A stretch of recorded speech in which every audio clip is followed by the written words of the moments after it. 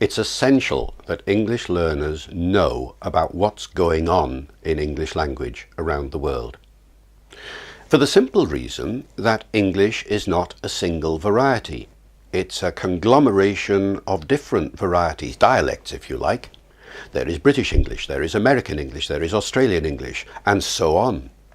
Now, these different varieties of English are different in the sense that there is different vocabulary, different grammar, different pronunciation, different strategies of discourse. And one of the biggest problems affecting any language learner, and indeed any language teacher, is which variety do you teach? And what happens when you teach one variety and the student comes up to you and says, "But please, teacher, I've heard this yesterday from a native speaker of English.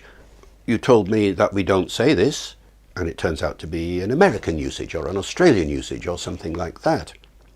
The more the student can become aware that these variations exist, the better. They will learn one variety of English as their primary mode of communication, of course, but to know that there are these alternative ways of expression is absolutely essential. Otherwise, credibility disappears from the classroom situation. Now, the thing that's happened over the last 10 or 20 years is that a once clear scenario of British English versus American English has been complicated by the arrival of other forms of regional English from around the world.